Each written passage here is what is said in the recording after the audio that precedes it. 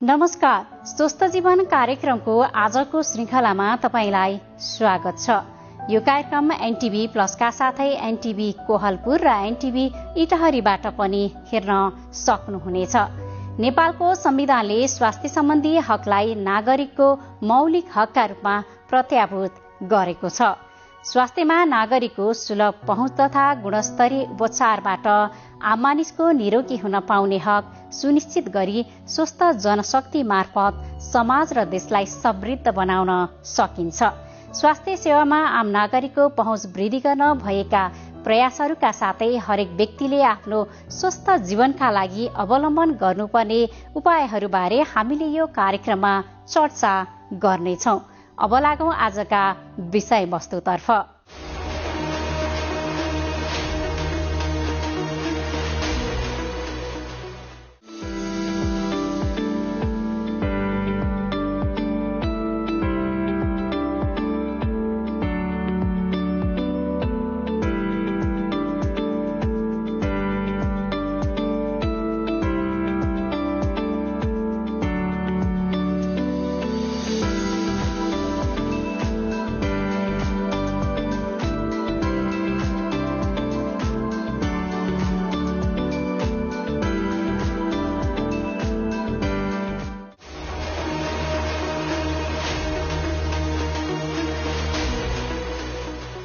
दर्शकवृन्द, वर्षायाम शुरू भएसँगै किटजन्य संक्रामक रोग बढ्न थालेका छन्।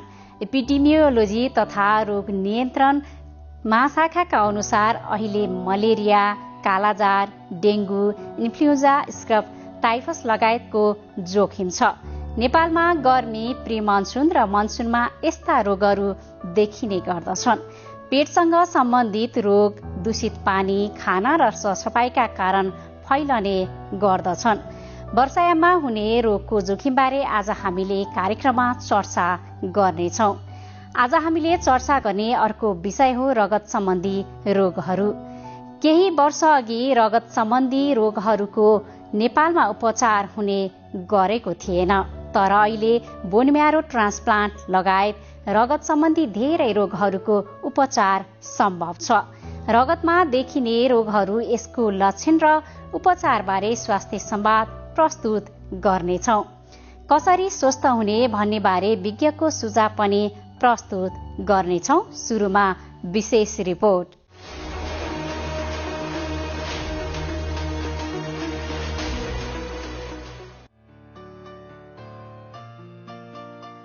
नेपालमा गर्मी मौसममा विभिन्न संक्रमणजन्य रोगहरूबाट बिरामीहरू अस्पताल पुग्ने गरेका छन्। जाडो मौसममा भन्दा गर्मी मौसममा रुगाखोकीदेखि अन्य संक्रमणजन्य रोगहरू बढ़ी फैलने गरेको चिकित्सकहरू बताउँछन्। मनसुन शुरू भएदेखि देशभरका विभिन्न जिल्लाहरूमा किटजन्य रोग देखिन शुरू भएको छ। नेपालमा गर्मी, प्री मनसुन र मनसुनमा malaria, scrub typhus, kala azar, dengue, zika virus संक्रमण जस्ता रोगहरू देखिने गर्दछन्। साथै पेटसँग सम्बन्धित रोग दूषित पानी, खाना र सरसफाइका कारणले गर्दा फैलने गर्दछन्। यसका अलावा ठेउला, दादुरा, रुगाखोकी जस्ता सरुवा रोगहरू हावाबाट टाइफाइड तथा हेपाटाइटिस ए र ई, झाडा पखाला, हैजा लगायतका सरुवा रोग दूषित पानीबाट सर्दछ। संक्रमणजन्य र किटजन्य रोग फैलने भएकाले सावधानी अपनाउनु पर्ने सरुवा रोग विशेषज्ञको सुझाव छ। गर्मी मौसममा यस्ता समस्या हरेक वर्ष आउने भएकाले रोगको बारेमा जानकारी राखी समयमै सावधानी अपनाए रोग लाग्नबाट बच्न र बचाउन सकिन्छ। सामान्यतया 5 वर्ष मुनिका बालबालिका, गर्भवती महिला र एचआईभी एड्स संक्रमित मानिसहरू मलेरियाबाट बढ़ी प्रभावित हुन्छन्। जिका भाइरस एसिड एजेस्टी नामक लामखुट्टेको टोकाइबाट फैलिने भाइरस हो। जिका भाइरसबाट संक्रमण पछि 80% बिरामीहरूमा यसको कुनै पनि लक्षण देखिँदैन। मांसपेशी तथा जोर्नी दुख्ने, आँखा रातो हुने, शरीरमा राता दागहरू देखिने, मन्द ज्वरो आउने, टाउको दुख्ने जिका भाइरसका प्रमुख लक्षण हुन्। ज्वरो आउने, टाउको दुख्ने, मांसपेशी दुख्ने र शरीरका विभिन्न अंगहरूबाट रगत बग्ने डेंगूको प्रमुख लक्षण हुन्। जापानी इन्सेफ्लाइटिस पनि लामखुट्टेको टोकाइबाट सर्ने गर्दछ। ज्वरो आउने, टाउको दुख्ने र आँखा रातो हुने यसका प्रमुख लक्षण हुन्। त्यस्तै स्क्रब टाइफसबाट जोगिन खेतबारीमा काम गर्दा, वन जंगल वा झाडीमा जाँदा पूरा शरीर ढाक्ने कपडा लगाउने, सम्भव भएसम्म लामो जुत्ता लगाउने गर्नुपर्छ। भुइँमा नबस्ने, खाटमा वा अग्लो स्थानमा सुत्ने गर्नुपर्छ। सकेसम्म घाँसबारी वा चौरमा बस्नु हुँदैन।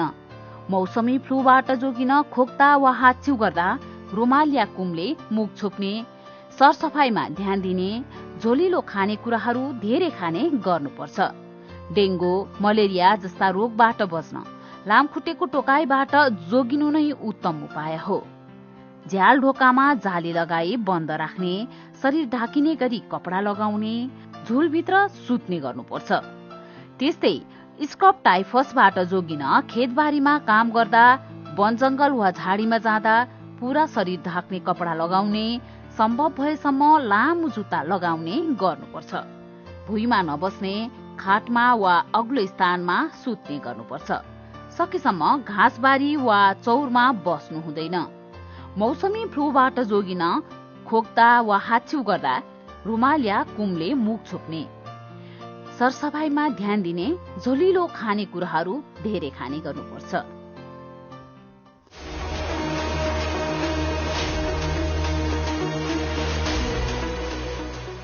नमस्ते।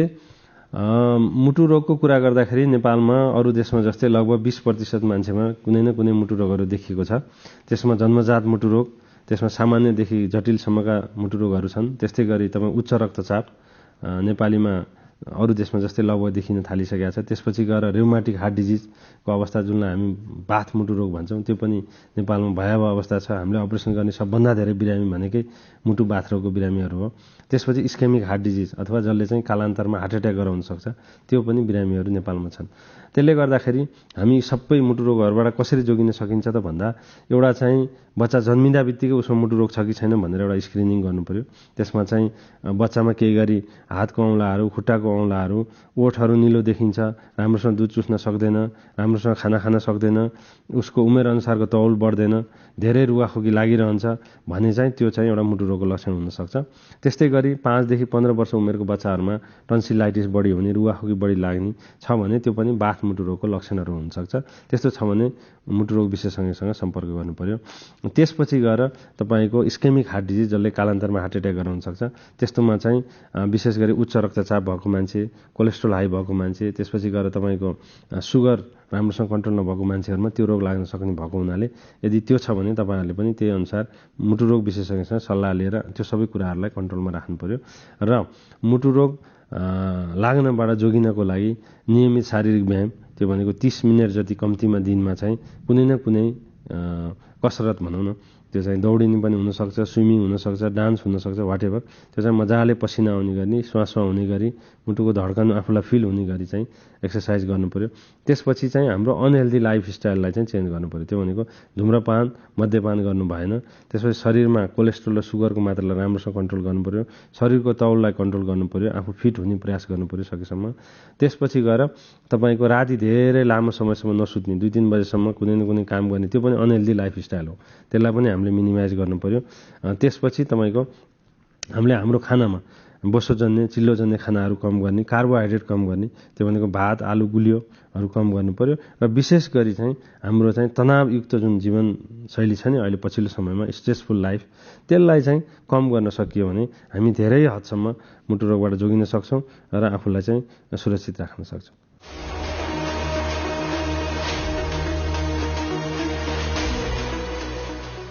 दर्शकबिन, कार्यक्रममा पुनः स्वागत छ। अब चर्चा गरौं रगत सम्बन्धी रोगहरूको उपचारबारे। केही वर्ष अघिसम्म बोन म्यारो ट्रान्सप्लान्ट मात्र होइन, रगत सम्बन्धी रोगको पनि नेपालमा उपचार हुने गरेको थिएन। तर अहिले रगत सम्बन्धी धेरै रोगहरूको उपचार सम्भव छ। रगतमा देखिने रोगहरू तथा रगत क्यान्सर, यसको लक्षण र उपचारबारे विशेषज्ञसँग गरिएको कुराकानी आजको स्वास्थ्य संवादमा।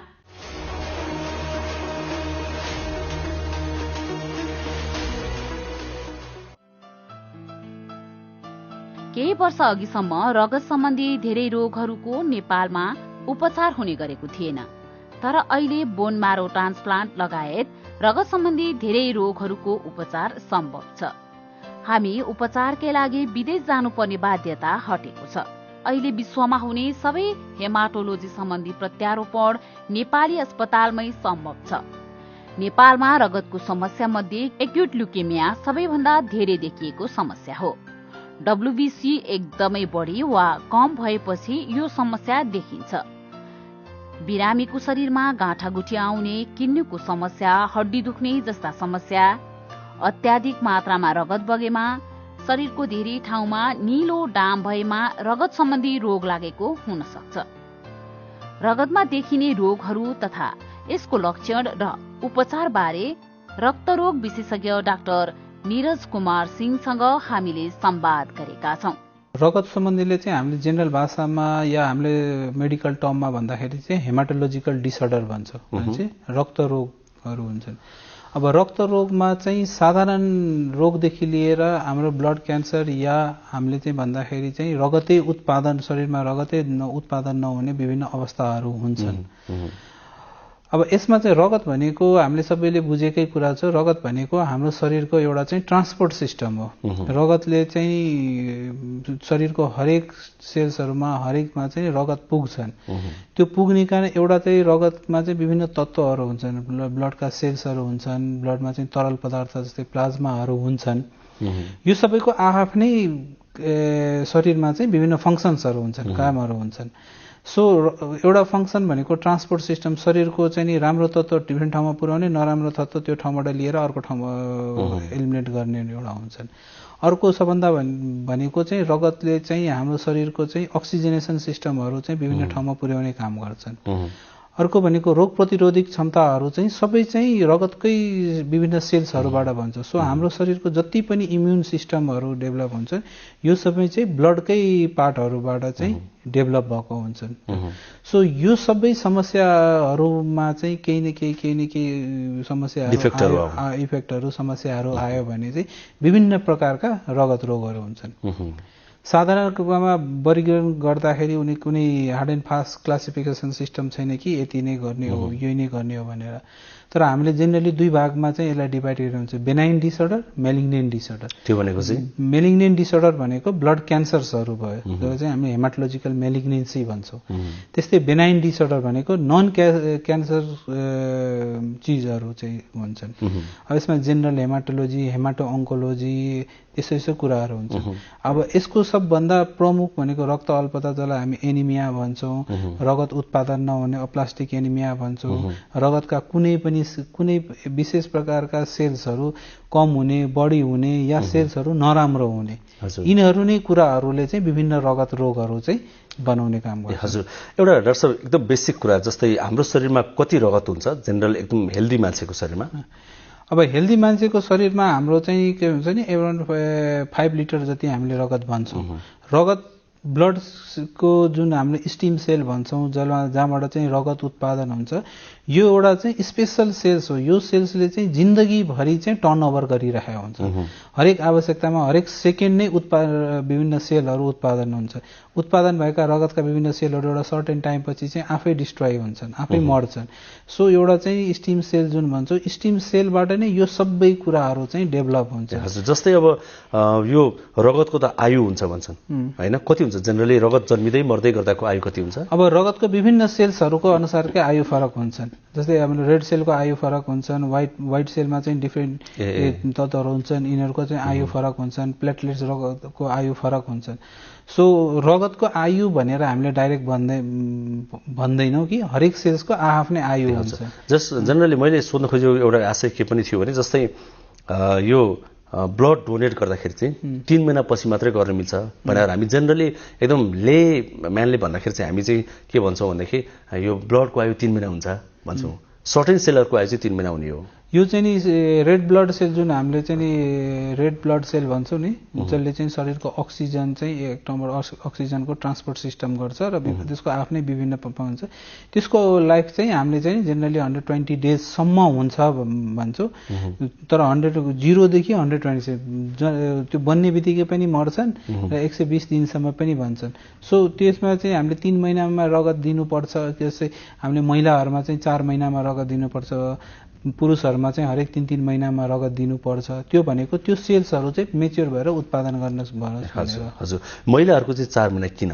महिलाहरूको चाहिँ के हुन्छ भने महिनावारीमा चाहिँ रगत सर्टेन खेर गइरहेको हुन्छ, त्यसले गर्दाखेरि चाहिँ त्यो सफिसियन्ट चाहिँ एमाउन्ट नपुग्ने कारणले चाहिँ हरेक 4-4 महिनामा चाहिँ महिलालाई चाहिँ ब्लड डोनेसन। हजुर हजुर, जेनरली रक्त अल्पता जस्ता रोगहरू हामीले सुनिरहेका रोगहरू ती भनेको चाहिँ रगत कम हुने, रगत बढी हुने समस्या पनि हुन्छ शरीरमा? हुन्छन्, रगत बढी हुने समस्या जस्तै मैले अघि भने रगतको विभिन्न सेल्सहरूको विभिन्न आफ्नो आफ्नै फङ्सनहरू छन्। सेल्स बढी भयो भने त्यसको पनि समस्या, कुनै पनि रगतको सेल्स कम भयो त्यो पनि समस्या, कुनै रगतको सेल चाहिँ आफ्नो नर्मल फङ्सन गरेन त्यो पनि समस्या, रगतको एबनर्मल फङ्सन गर्न थाल्यो त्यो पनि समस्या। सो यो सबै समस्याहरू नै चाहिँ ओभरअल हुन्छन्, त्यसले चाहिँ विभिन्न समस्या निम्ति आउँछ। जस्तै यो रगत दिँदाखेरि अब हामीले धेरै रेड ब्लडको कुरा गऱ्यौँ अहिले, जस्तै हामी ब्लड डोनेट गर्दा पनि रेड ब्लड डोनेट गर्छौँ होइन, अर्को व्हाइट ब्लड पनि भन्ने चलन छ, व्हाइट ब्लड पनि दिनु पर्यो भनिन्छ, रेड ब्लडलाई नै निकालेर त्यसपछि त्यसलाई व्हाइट ब्लड बनाइन्छ, यो के हो यो भनेको चाहिँ? यो हाम्रो शरीरमा ब्लडमा भन्दाखेरि ब्लडको एउटा सिस्टम जुन भन्छ नि, हामीले ब्लड दिँदाखेरि ब्लडमा चाहिँ केही चाहिँ सलिड सेल्सहरू हुन्छन्, सेल्सहरू जसलाई चाहिँ हामीले ठोस पदार्थ भन्छौँ, त्यस्तै केही चाहिँ लिक्विड हुन्छन्, तरल पदार्थ हुन्छन्। सो यो ठोस पदार्थहरू चाहिँ सबै ब्लड सेल्सहरू हुन्छन्। यही सेल्सहरूमा चाहिँ नि red blood cell, white blood cell, platelets, यो मुख्य 3 प्रकारको हुन्छन्। अनि तरल पदार्थमा भन्दाखेरि चाहिँ हाम्रो चाहिँ यो प्लाज्मा हुन्छन्, प्लाज्मामा चाहिँ विभिन्न प्रोटिनहरू हुन्छन्, विभिन्न अरू धेरै कुरा तत्त्वहरू हुन्छन्। हाम्रो शरीरको हरेक सिस्टमको त्यो रिफ्लेक्ट गर्ने भनेको प्लाज्माबाटै यो हुन्छन्। जुन हामीले ब्लड टेस्ट गर्दाखेरि जुन भन्छौँ नि, त्यो सबै प्लाज्माभित्रका तत्त्वहरूको टेस्ट गर्ने हो। सो हामीले जुन ब्लड डोनेसन गर्दाखेरि त्यो सबै निकालिन्छ। जस्तै हामीले एभरेजमा 400 ml ब्लड निकाल्यो भने चाहिँ त्यसमा चाहिँ हाम्रो 45% चाहिँ सेलुलर पार्ट हुन्छ, 55% चाहिँ हाम्रो प्लाज्मा पार्ट हुन्छ। सो यो प्लाज्मा पार्टको छुट्टै तरिका छुट्टै प्रयोग हुन्छन्, सेलुलर पार्टको पनि छुट्टै प्रयोग हुन्छन्। सेलुलर पार्ट मध्येमा सबभन्दा बढी चाहिँ रेड सेल हुन्छन्। सो रेड सेलको एउटा त्यसपछि चाहिँ व्हाइट सेलमा पनि विभिन्न एउटा व्हाइट सेल चाहिँ एउटा ग्रुप भन्छ, ग्रुपभित्रमा चाहिँ न्युट्रोफिल, लिम्फोसाइट, बेसोफिल, यिनीहरू सबै सेलको आफ्नै छुट्टै फङ्सन अनुसारले र उसको बन्ने प्रक्रिया अनुसारले चाहिँ हामीले डिभाइड गरेको हुन्छ। हजुर, अलिकति ब्लड क्यान्सरको कुरा पनि डाक्टर साहब आज, किन ब्लड क्यान्सर भन्ने शब्द सुन्ने बित्तिकै हामी नेपाली डराउने चलन छ होइन। यद्यपि बारमा डाक्टर साहबले भनिरहनु भएको हुन्छ समयमै उपचार गरियो भने क्यान्सर पनि निको हुन्छ, ब्लड क्यान्सर झन् निको हुन्छ भनिराखिएको छ होइन। ब्लड क्यान्सर भने चाहिँ एक्ज्याक्टली जस्तै क्यान्सर भने चाहिँ अलिकति टेक्निकल कुरा गऱ्यो भने क्यान्सर भनेको हामीले इन्टरभ्यू लिँदै गर्दा थाहा पाएको कुरा, शरीरमा जति पनि सेलहरू हुन्छन् ती आवश्यकभन्दा बढी सेलहरू आएर मासु पलाउने जेनरल वर्डमा भन्दाखेरि भन्छ ब्लड क्यान्सर भने के ब्लड बढी उत्पादन हुने हो, पलाउने हो?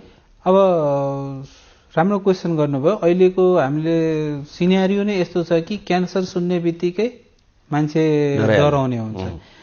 कस्तोसम्म हुन्छ नि, क्यान्सर हेज नो एन्सर भन्थेन होइन, तर हामी त्यही कुरा चाहिँ त्यही मिथहरू हुन्छन्, के भन्छ नि, गलत धारणाहरू हुन्छन् कि होइन क्यान्सर लागेपछि क्यान्सर पनि एउटा अरू रोग जस्तै हो, यो रोग लागेपछि पनि मान्छे उपचार गरे भने निको हुन्छ, कम्प्लिटली निको हुन्छ, या क्यान्सरसँगै जिन्दगी बाँच्न सकिन्छ। यो दुईटै कुरा गर्न सकिन्छ। हाम्रो शरीरमा त विभिन्न रोगहरू हुन्छन्, कति रोगहरूको चाहिँ उपचार हुँदैन, मतलब निको हुँदैनन्। उपचार त लगभग सबैको रोगको हुन्छन् तर निको हुँदैनन्। जस्तै हाम्रो कमन सुन्नुभएको हुनाले हाइपरटेन्सन भयो, डायबिटिज भयो, हाइपोथाइरोइडिजम भयो, हार्ट डिजिजहरूको, यो सब त उपचार सँगै मान्छे बाँचिरहेका हुन्छ।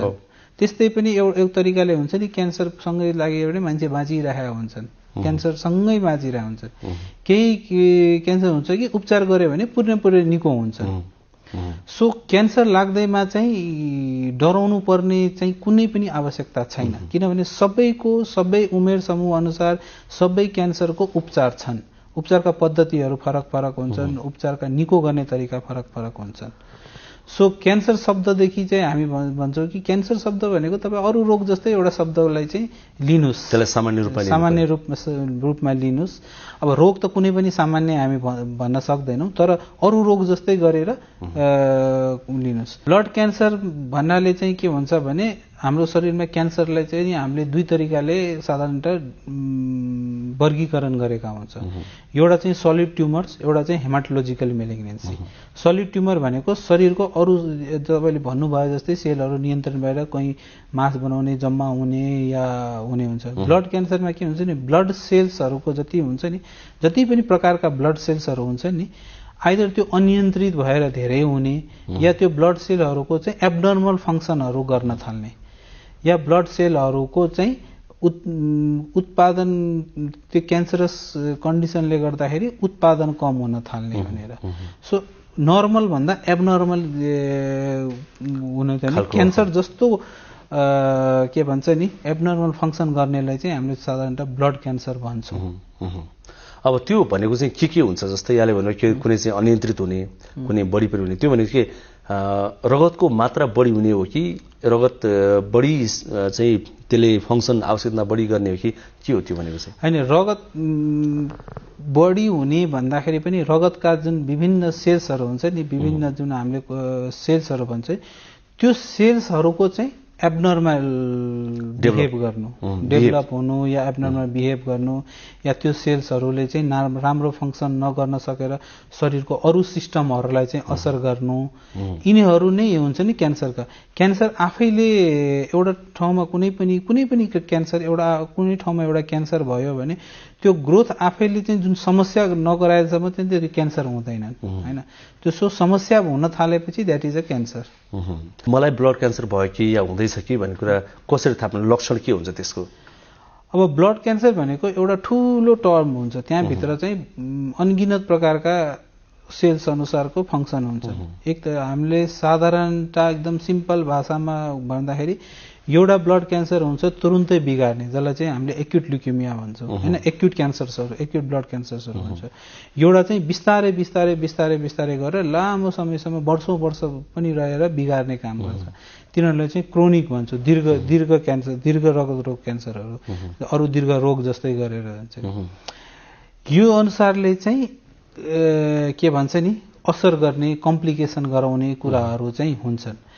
अब त्यसपछि चाहिँ हामीले मेडिकली या भन्दाखेरि क्यान्सरलाई चाहिँ सेल्सको अनुसारले चाहिँ ब्रोड हेडिङमा डिभाइड गरेका हुन्छन्। ल्युकिमिया, लिम्फोमा, माइलोमा होइन, माइलोडिस्प्लास्टिक, यिनीहरूलाई चाहिँ त्यसरी नै वर्ग चाहिँ क्यान्सरको सेल्सहरूको प्रकार अनुसार। सो अब थाहा पाउने कसरी भनेको तपाईँको कुनै पनि शरीरको नर्मल भन्दा एबनर्मल फङ्सन हुन थाल्यो भने चाहिँ केही न केही रोग छ। यो एउटा सबभन्दा कमन बुझ्ने भाषा हो। तपाईँको शरीरमा अब ब्लड क्यान्सरका सबभन्दा कमन लक्षणहरू भनेको हाम्रो एनिमिया सिम्टम्स भन्छ, रक्त अल्पताको सिम्टम्स, समस्या भनेपछि थकाइ लाग्ने, चाँडै थकाइ लाग्ने, शरीरमा काम गर्नलाई चाहिँ जोस जागर नआउने, शरीर धेरै दुर्बल हुने, त्यो एउटा हुन्छन्। अर्को भनेको बारम्बार शरीरमा चाहिँ इन्फेक्सन, सङ्क्रमणहरू कुनै पनि प्रकारका सम्बन्ध जुन चाहिँ कमनली विभिन्न औषधिहरूले नछुने, यो हुन्छन्। अर्को चाहिँ शरीरमा विभिन्न ठाउँबाट चाहिँ रगत बग्नु, छालामा, दाँत गिजाहरूमा, दिसा पिसाबबाट रगत बग्नु भनिन्छ, ब्रेन टाउकोमा रगत बग्नु।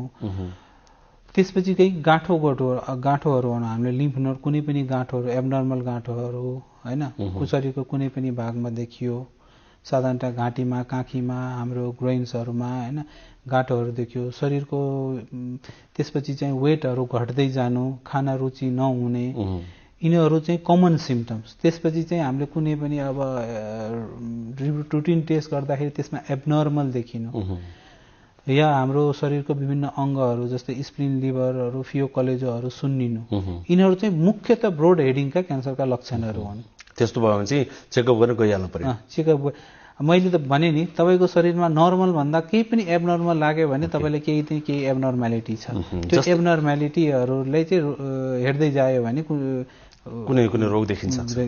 हजुर, जस्तै अरू क्यान्सरको ट्रिटमेन्टको प्रोसेसको कुरा गर्दाखेरि चाहिँ अब छ नि त, अब जस्तै पहिलो भनेको चाहिँ सर्जरी, त्यसपछि रेडियोथेरापी, त्यसपछि केमोथेरापी, क्यान्सर पनि त्यही हो होइन? ब्लड क्यान्सरको ट्रिटमेन्ट चाहिँ अलिकति फरक हुन्छ।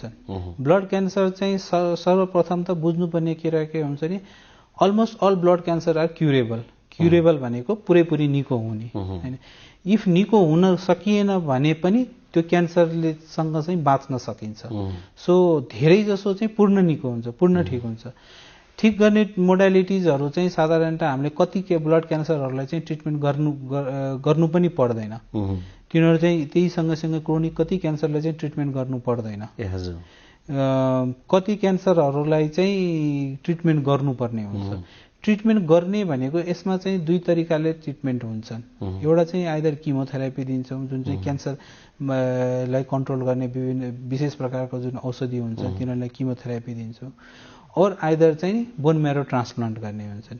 यो दुईटा मोडालिटी नै हो चाहिँ। हाम्रो चाहिँ धेरै जसो क्यान्सरहरू, ब्लड क्यान्सरहरू चाहिँ किमोथेरापीले नै निको हुन्छन्। यहाँ संसारमा अहिले किमोथेरापीका विभिन्न नयाँ नयाँ कुराहरू, नयाँ नयाँ मोडालिटिजका ट्रिटमेन्टहरू आइरहेका छन् होइन।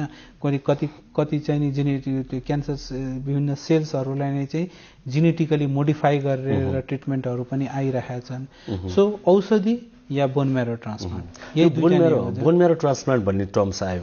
बोन मेरो भनेको हड्डीभित्रको मासी। हजुर, त्यो ट्रान्सप्लान्ट गरे त्यो र ब्लडको के सम्बन्ध के हुन्छ? हड्डीभित्रको जुन हामीले बोन म्यारो भन्छौँ नि, म्यारो भनेको हड्डीभित्रका चाहिँ विभिन्न मासी हुन्छ नि, मासीभित्र धेरै कुरा हुन्छन्।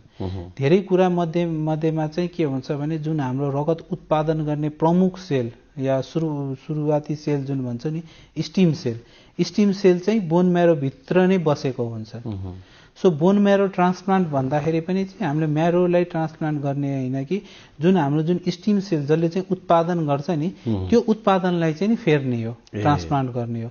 अर्को व्यक्तिबाट लिएर त्यो व्यक्तिमै दिन्छ या आफ्नै स्टिम सेल पनि आफैलाई ट्रान्सप्लान्ट गर्ने हुन्छ। एउटा अङ्गको अर्कोमा, आफ्नो पनि आफैमा गर्न सकिन्छ या अर्कोको आफ्नोमा, एउटाको अर्कोमा गएर गर्न सकिन्छ। अलिकति उपचारको कुरा गर्नु छ, जस्तै नेपालमा ब्लड क्यान्सरको उपचार पूर्ण रूपमा सम्भव छ अहिले? अहिलेसम्मको संसारभरिका जति नयाँ ट्रेन्ड, नयाँ पद्धतिहरू या नयाँ औषधिहरूको हिसाबले चाहिँ हामीले भन्नुपर्दाखेरि लगभग अलमोस्ट सबै उपचार सम्भव छ। हामीले चाहिँ किमोथेरापी या इम्युनोथेरापी या टार्गेटेड थेरापीहरू जुन हुन्छन् तिनीहरू पनि उपचार सम्भव छन्। बोन म्यारो ट्रान्सप्लान्ट पनि देशमा भइरहेका छन्। सो अब केही नयाँ मोडालिटीहरू, ट्रिटमेन्टहरू जुन संसारमा इमर्जिङ भर्खर आएका, तिनीहरू बाहेकका लगभग हामी भन्छौँ कि सबै प्रकारका बोन म्यारोको उपचार नेपालमा सम्भव छ, भइरहेछ र भविष्यमा अझै राम्रो हुन्छ। बोन म्यारो ट्रान्सप्लान्ट त भर्खरै सुरु गरिएको है, धेरै वर्ष भएको छैन क्या? 4-5 वर्ष भइसक्यो नेपालमा बोन म्यारो ट्रान्सप्लान्ट। सक्सेस रेट के छ त्यसको? सक्सेस रेट चाहिँ यस्तो, हामीले चाहिँ ट्रान्सप्लान्ट गर्ने भनेको चाहिँ 100% सक्सेस लिएर नै गर्ने हो ट्रान्सप्लान्ट होइन। सक्सेस रेटले यसलाई चाहिँ फरक पार्ने हुँदैन, किनभने कति ट्रान्सप्लान्ट चाहिँ कम्प्लिटली निको बनाउने हिसाबले गर्ने हो, कति ट्रान्सप्लान्ट चाहिँ रोगलाई कन्ट्रोलमा राख्नलाई गर्ने हो, कति ट्रान्सप्लान्ट चाहिँ फेरि औषधि चलाउनलाई चाहिँ ट्रान्सप्लान्ट गर्ने हो। सो यसलाई सक्सेस रेटसँग चाहिँ तुलना गरिँदैन। के भन्छ नि, जुन हामीले एउटा सिम्पल भाषामा बुझ्दाखेरि रोगको आवश्यकता अनुसार सर्जरी गर्छौँ, कुनै पनि रोगको हामी अपरेसन जुन सर्जरी गर्छौँ नि, सक्सेस रेट भन्दाखेरि पनि हामीले सर्जरीको आवश्यकता छ, सर्जरी गर्छौँ। त्यस्तै बोन म्यारो ट्रान्सप्लान्टको चाहिँ आवश्यकता छ, त्यो ट्रान्सप्लान्ट गर्छौँ। र जब पनि टार्गेट चाहिँ हाम्रो जुन एम हुन्छ नि, एमलाई चाहिँ 100% फुलफिल गर्ने। हजुर। जस्तै ब्लड क्यान्सर सम्बन्धी जति पनि ट्रिटमेन्टहरू छन्, यी कतिको महँगो छन्? हामी भन्दाखेरि महँगो पनि छ, महँगो छैन पनि। छैन भने कति ब्लड क्यान्सरलाई चाहिँ उपचार गर्नु पर्दैन, तिनीहरूको अर्थमा कति क्यान्सरहरूलाई चाहिँ सिम्पल औषधिले नै पुग्छ। त्यो अनुपातले भन्दाखेरि पनि हामी अरू डिजिज भन्दा सस्तो पनि भन्छौँ।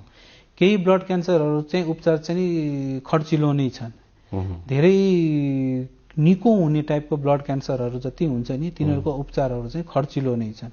खर्चिलो इन द सेन्स कि सर्टेन एउटा चाहिँ पद्धति हुन्छन्।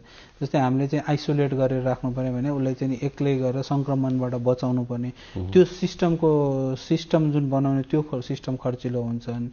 क्यान्सरका औषधिहरू चाहिँ यो गर्ने किमोथेरापीहरू या टार्गेटेड ड्रगहरू जुन हुन्छ नि औषधिहरू महँगो छन्। सो अलिकति खर्चिलो नै भन्नु पर्यो हामी। हजुर हजुर। सरकारी अस्पतालहरूमा चाहिँ कहाँ उपलब्ध छ? जस्तै या त सरकारी अस्पतालमा काम गर्नुहुन्छ होइन, सरकारी अस्पताल उपलब्ध भयो भने त अलिकति स्वाभाविक रूपमा सस्तो हुन्छ, त्यो कहाँ उपलब्ध छ नेपालमा? नेपालमा सरकारी हस्पिटलमा भन्दाखेरि वीर हस्पिटल र सिभिल हस्पिटल यो दुईटामा मात्रै चाहिँ नि के भन्छ नि हाम्रो जुन यो ब्लड क्यान्सरका उपचारहरू ब्लड क्यान्सरका ओभरअल उपचारहरू चाहिँ सम्भव छ। किनभने हेमाटोलोजी फिल्ड चाहिँ नि धेरै पुरानो धेरै इमर्जिङ फिल्ड हो। इमर्जिङमा भएपछि अहिले अब यो पढेर आउने व्यक्तिहरू पनि बिस्तारै बिस्तारै थपिँदै गएका छन्। अहिलेसम्म 2 जना 3 जना बाहेक छैनन्। त्यही भएर चाहिँ नि अब बिस्तारै सरकारले पनि हाम्रो अवधारणाहरू सरकारले पनि मान्दै गइरहेका छन्। र हामीले साँच्चै भन्नुपर्दाखेरि हाम्रो जबसम्म सरकारी लेभलमा चाहिँ नि यो हेमाटोलोजी या ब्लड क्यान्सरको चाहिँ डेभलपमेन्ट हुँदैन त्यति बेलासम्म चाहिँ प्राइभेट डेभलपमेन्ट चाहिँ हुन सक्दैन। सो सरकारी नै प्राइम हुन्छ।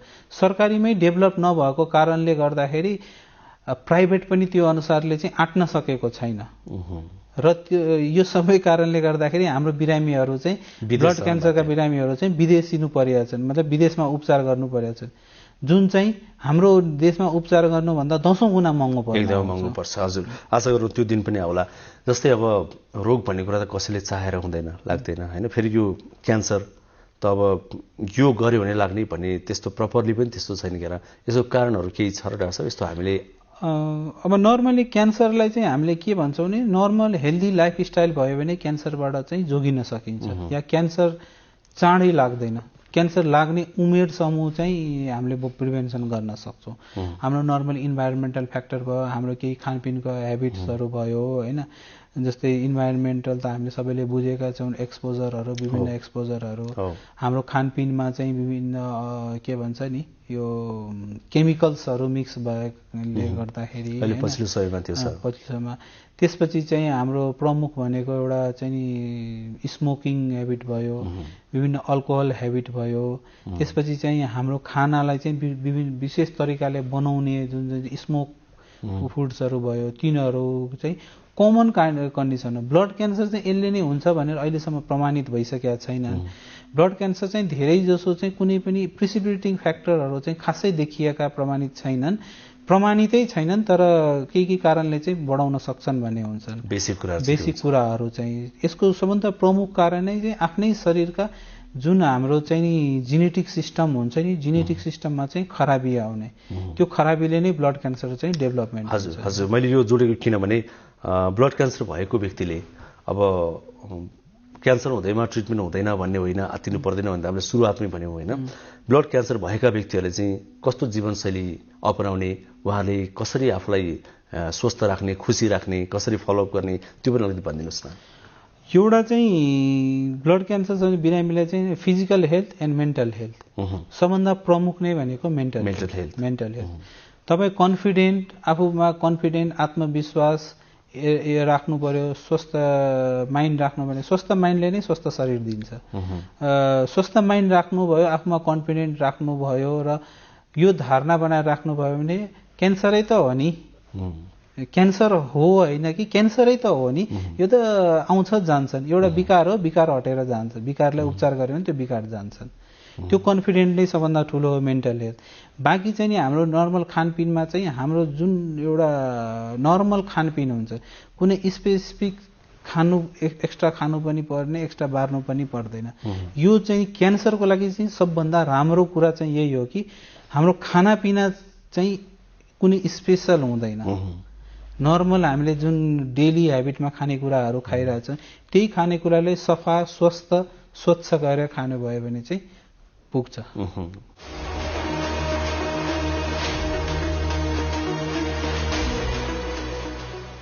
अहिलेको यो भयावह स्थिति जुन कोरोना महामारीबाट भएको छ विश्वभरि नै, त्यो नेपालले पनि सहनु परेको छ। यसबाट कतै पनि विचलित हामी नबनौं। हरेक व्यक्तिले चाहिँ यसमा आफ्नो योगदान दिउँ। राष्ट्र हाम्रो साथमा छ, हामी राष्ट्रसँग छौं र हाम्रो संयुक्त प्रयासले यो कोरोना रोग जुन हो यो परास्त हुन्छ। एउटा म यो यहाँहरूलाई चाहिँ जित हाम्रो हुन्छ, कोरोनाको हुँदैन। दोस्रो कुरा, श्वास प्रश्वास नली जसमा कि थुप्रै हाम्रा चाहिँ बुढापाकाहरू या बालबच्चाहरूले दुःख पाइरहेका छन्।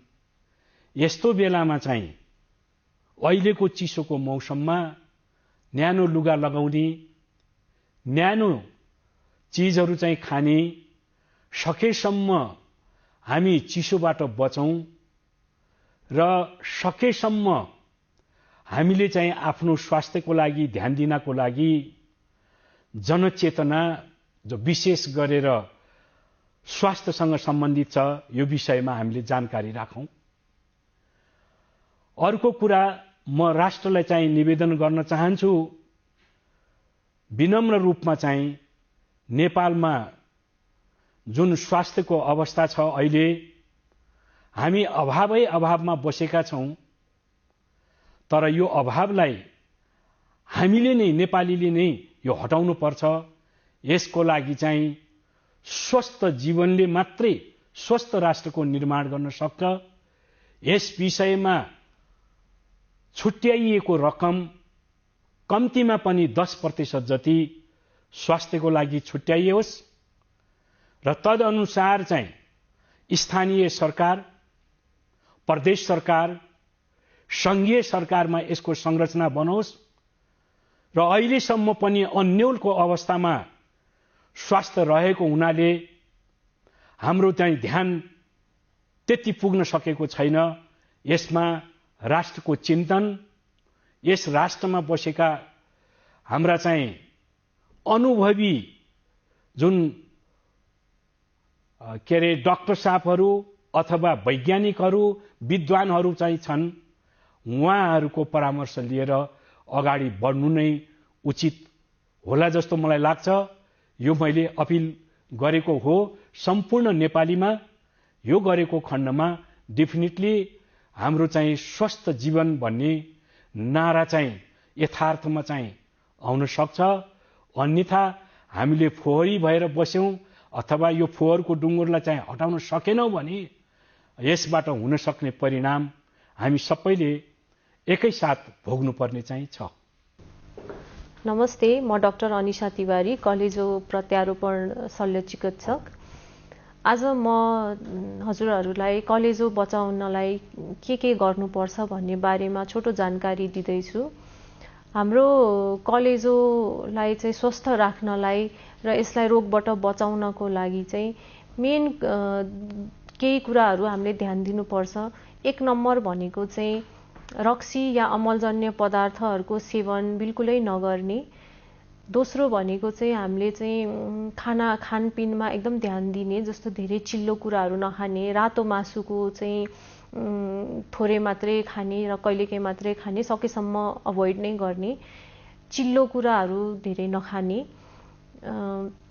र गुलियो कुराहरू धेरै नखाने। अनि तेस्रो भनेको चाहिँ नियमित रूपमा शरीरलाई स्वस्थ राख्नको लागि चाहिँ कुनै पनि किसिमको व्यायामहरू, एक्सरसाइजहरू सदैव गरिराख्ने। यति गर्नुभयो भने तपाईको कलेजो स्वस्थ रहनेछ र तपाईको ओभरअल शरीर नै स्वस्थ रहनेछ।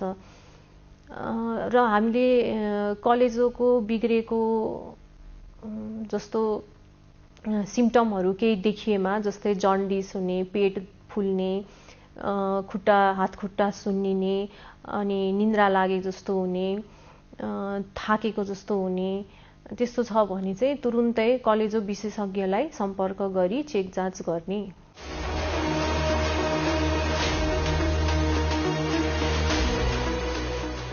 दर्शकवृन्द, स्वस्थ जीवनशैलीका लागि स्वस्थ खानपान, सरसफाई र व्यायामलाई आफ्नो दिनचर्याको हिस्सा बनाउन विशेषज्ञहरू सुझाव दिन्छन्। अव्यवस्थित दिनचर्याले हाम्रो स्वास्थ्यमा प्रतिकूल असर परिरहेको हुन्छ। स्वस्थ जीवनका लागि खानपान, बानी व्यवहार, जीवनशैली आदिमा ध्यान दिनुपर्छ। स्वस्थ जीवनशैली कसरी अपनाउने यसबारे विज्ञको सुझाव अबको क्रममा।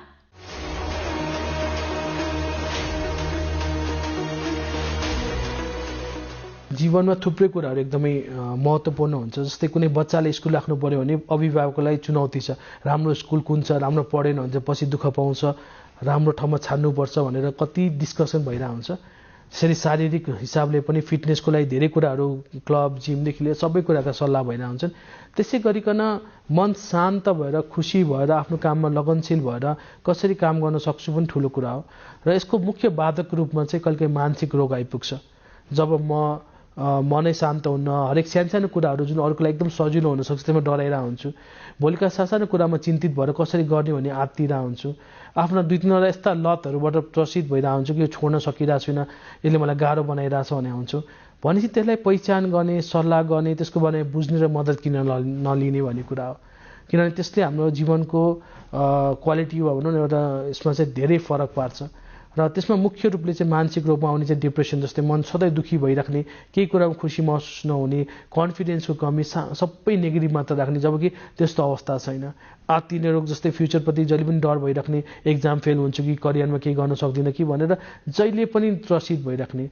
रक्सीका लत वा नसाका लत जहाँ चाहिँ थाहा छ छोड्नुपर्छ, अब त अति भयो, भोलिदेखि खान्न भन्दै पनि छोड्न नसकेर हेल्पलेस भएको अवस्थामा, कतिपय यस्ता डर चिन्तामा सधैँ बसिरहेको अवस्थामा किन यसरी बसिराख्ने, किन सल्लाह नलिने, किन मद्दत नलिने, किन यसबाट बाहिर ननिस्किने। सायद यो चाहिँ मुख्य सोच्नुपर्ने कुरा जस्तो लाग्छ। र हामी सबै अभिभावक सबैले पनि जिम्मेवारी बन्छ।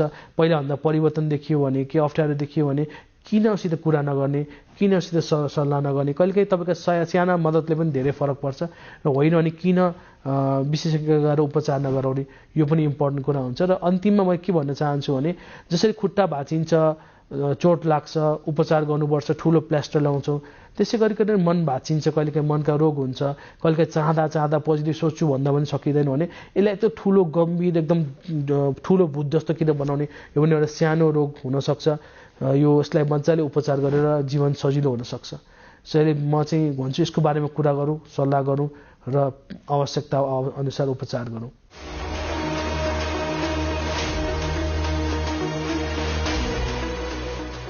दर्शकवृन्द, अब भने हामी कार्यक्रमको अन्त्यतिर आइपुगेका छौं। वर्षायाम सुरु भएसँगै किटजन्य संक्रामक रोग बढ्न थालेका छन्। एपिडेमियोलोजी तथा रोग नियन्त्रण महाशाखाका अनुसार अहिले malaria, kala azar, dengue, influenza, scrub, typhus लगायतको जोखिम छ। नेपालमा गर्मी, प्रिमनसुन र मनसुनमा यस्ता रोगहरू देखिने गर्दछन्। पेट सम्बन्धी रोग दूषित पानी, खाना र सरसफाइका कारणले फैलने गर्दछन्। वर्षायाममा हुने रोगको जोखिमबारे आज हामीले चर्चा गर्यौं। रगतमा देखिने रोगहरू तथा यसको लक्षण र उपचारबारे संवाद पनि प्रस्तुत गर्यौं। कसरी स्वस्थ हुने यसबारे विज्ञको सुझाव पनि प्रस्तुत गर्यौं। आजका लागि स्वस्थ जीवन कार्यक्रमको समय सकिएको छ। यो कार्यक्रम नेपाल टेलिभिजनको वेबसाइट www.nepaltvonline.com, नेपाल टेलिभिजनको मोबाइल एप र फेसबुक, युट्युब जस्ता सामाजिक सञ्जालमा पनि हेर्न सक्नुहुनेछ। यो कार्यक्रममा तपाईका स्वास्थ्य सम्बन्धी समस्या, सरकारले प्रवाह गरेका स्वास्थ्य सेवा अथवा हाम्रो कार्यक्रमबारे कुनै जिज्ञासा भए हामीलाई सम्पर्क गर्न सक्नुहुनेछ। सम्पर्क माध्यम हामीले टेलिभिजन स्क्रिनमा देखाइरहेका छौं। तपाईका समस्यालाई हामीले सरकारी अधिकारी वा विज्ञ मार्फत समाधान गर्ने प्रयास गर्नेछौं। आजका लागि स्वस्थ जीवन कार्यक्रमबाट हामी सबैलाई बिदा दिनुहोस्। नमस्कार।